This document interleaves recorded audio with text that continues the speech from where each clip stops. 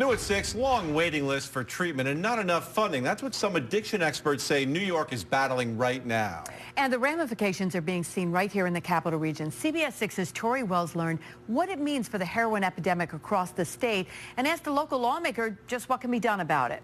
Today, Sean says his life is good. So I'm happy, joyous, and free today. Free, unshackled from addiction. That wasn't the case a little more than a year ago when he took himself to the hospital. I found myself at the end of my rope. I was sick and tired of getting high. And if I didn't come in when I did, I would have died in the streets. Out of the hospital, he went into a 30-day treatment program, but knew he needed more. He ended up at the Addictions Care Center of Albany.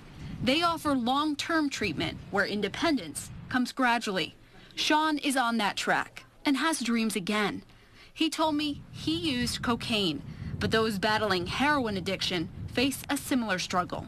What we have found with the heroin epidemic in particular, it's a very complex addiction, and residential long-term treatment works best in those cases. The Addictions Care Center of Albany told me it works hard to get people into treatment quickly, but has waiting lists for residential long-term care. We definitely need more beds. We're building a 20-bed women and children's halfway house.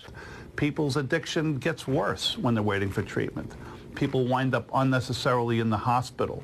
John Coppola is the executive director of Alcoholism and Substance Abuse Providers of New York. He told me there are waiting lists across the state for long-term residential care and medicated assisted treatment. He's a proponent of creating treatment on demand.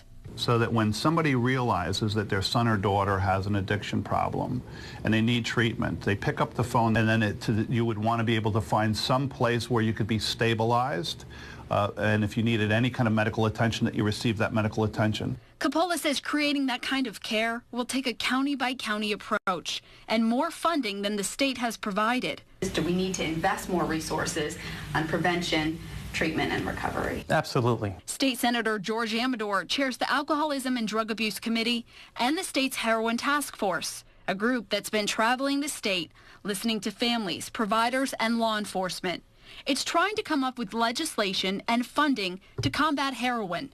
In the latest budget, Amador says $12 million was set aside for that. Is it enough? $12 million is a lot of money, but we can do better, and we will as time goes on. But he told me funding isn't the answer alone. He's looking for ways to get nonprofits and the faith community involved, while also looking at possible legislation and resources by region. In Albany, Tori Wells, CBS 6 News.